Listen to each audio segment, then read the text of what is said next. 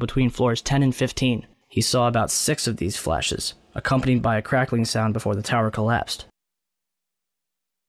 Ginny Carr was attending a business meeting on the 36th floor of One Liberty Plaza, across the street from the World Trade Center, and caught the entire first attack on tape. A second explosion can be heard 9 seconds after the crash.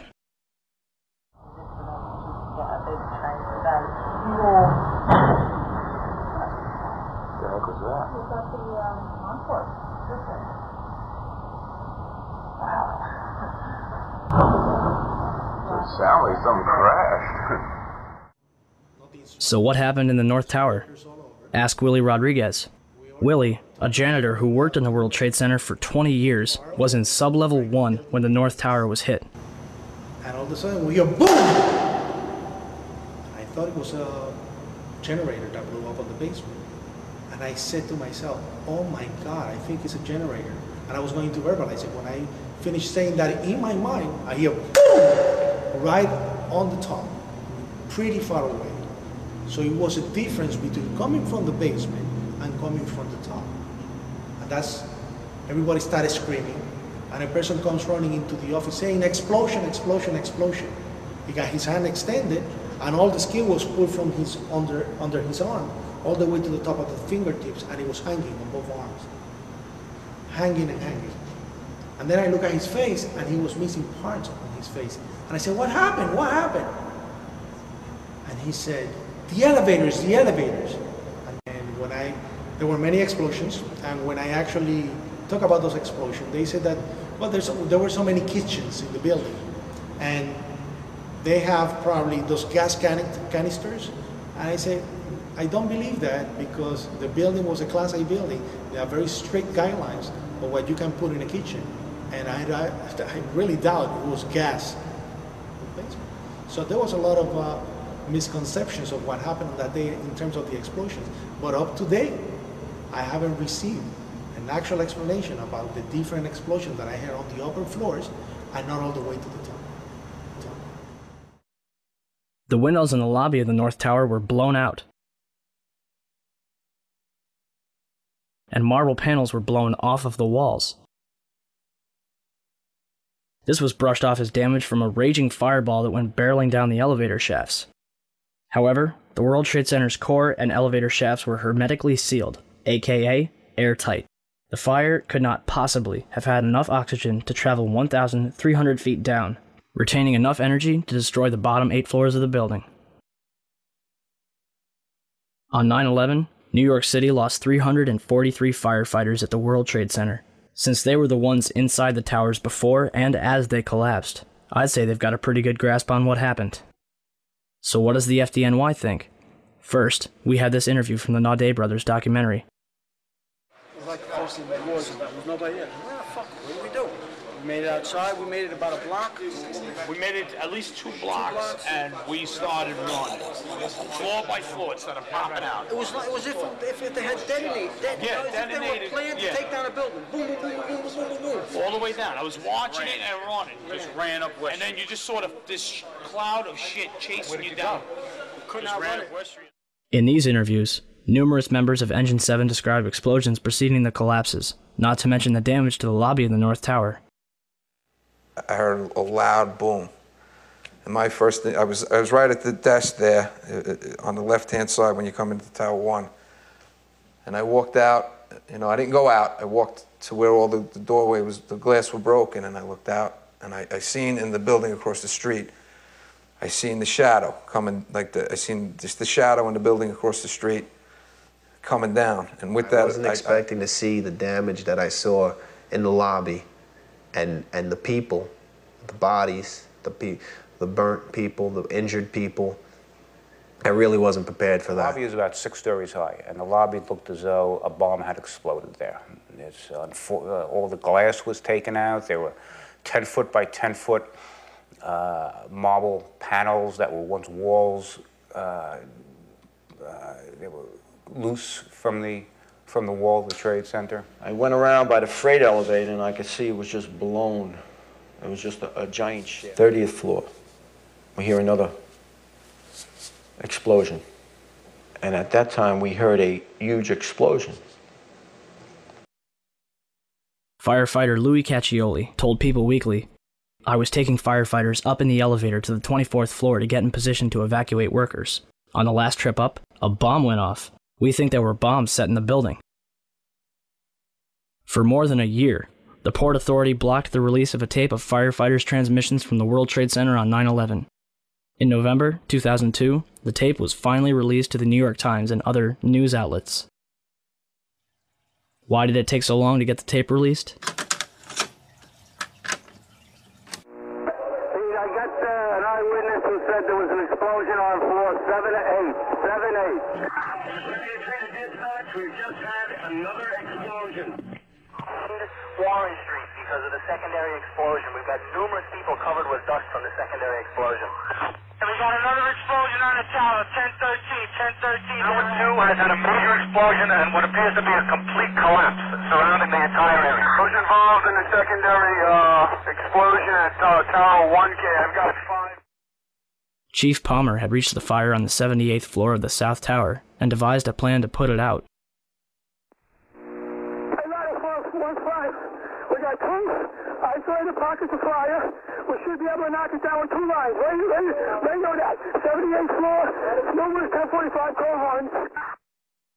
If the 78th floor was a raging inferno like the government would have us believe, then Palmer wouldn't have gotten as far as he did, and certainly wouldn't have been able to put it out.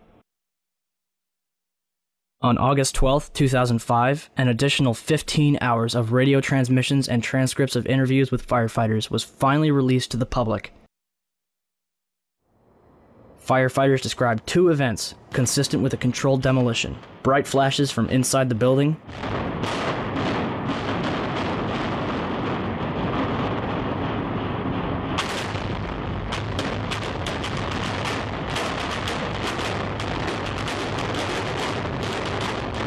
and a number of crackling sounds before the buildings collapsed.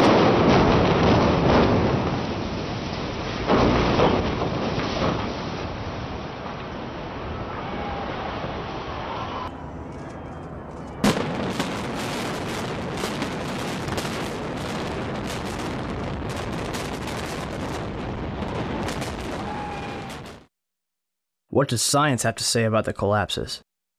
The collapse of the World Trade Center was picked up by Columbia University's observatory in Palisades, New York.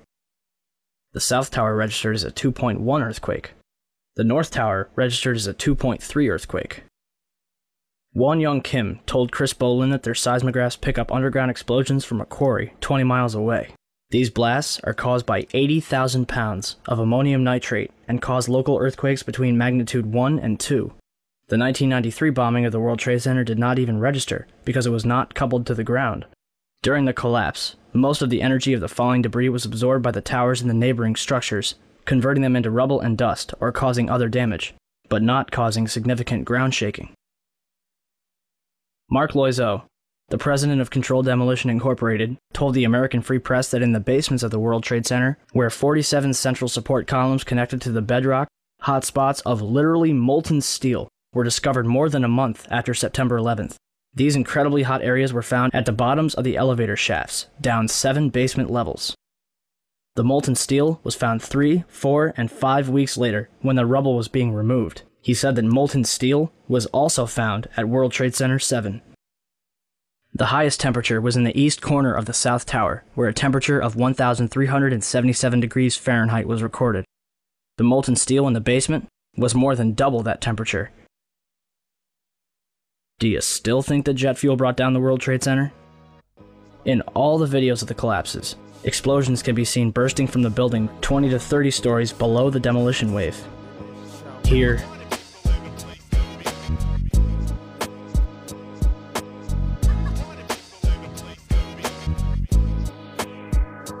here,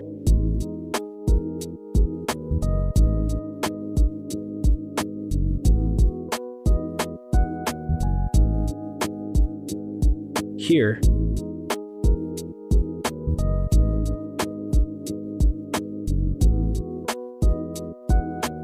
here,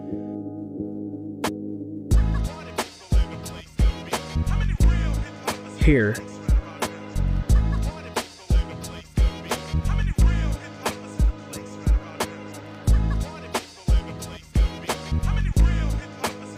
and here. Etienne Sauret was filming her documentary, World Trade Center, the first 24 hours, and caught both collapses on tape. Watch carefully.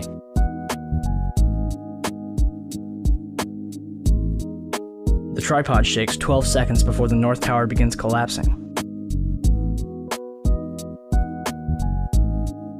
And something is knocked off the right-hand side of the building.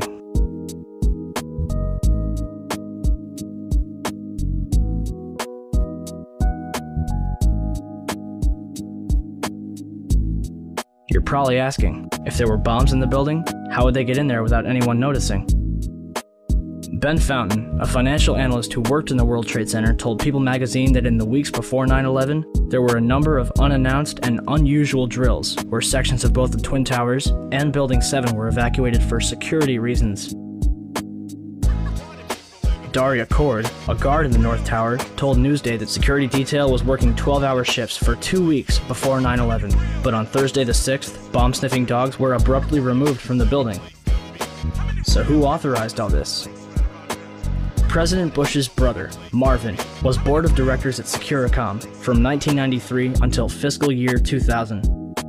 Securicom, now known as Stratesec, is an electronic security company backed by Kuwait American Corporation, which provided security for United Airlines, Dulles International Airport, and from the early 1990s up to the day of 9/11, the World Trade Center. Marvin is also the former director at HCC Insurance Holdings, which insured parts of the World Trade Center on 9/11. More information on this was supposed to be disclosed and never was. To date, the SEC has not revealed what they have learned. If only we could examine the debris from the World Trade Center and figure out what happened. Unfortunately, Mayor Giuliani began shipping the remains off to recycling yards overseas before investigators could even examine it. Not even FEMA was allowed into Ground Zero. Essentially, they blocked off a crime scene and destroyed all the evidence. Guess who was allowed into the site? Controlled Demolition, who was also responsible for cleaning up after the Oklahoma City bombing in 1995. It gets better than that. On July 15, 2001, Controlled Demolition destroyed 2 400-foot-tall fuel reserve tanks from the World War II era. The demolition was conducted for no apparent reason and drew numerous complaints from the neighborhood. The site remains vacant to this day, and a reason for the demolition has never been disclosed. Regardless, I think what happened to the World Trade Center is simple enough. It was brought down in a carefully planned, controlled demolition. It was a psychological attack on the American people, and it was pulled off with military precision.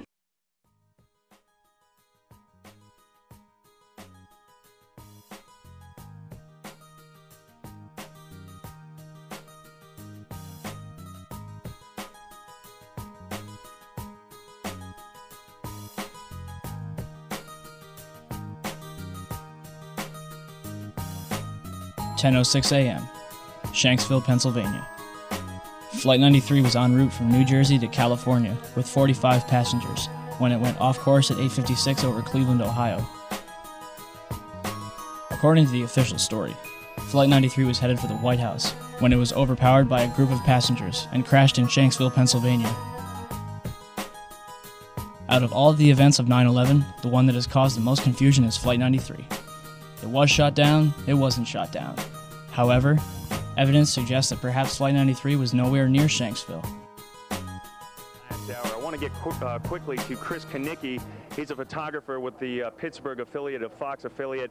He was back there just a couple of minutes ago. And Chris, I've seen the pictures. It looks like there's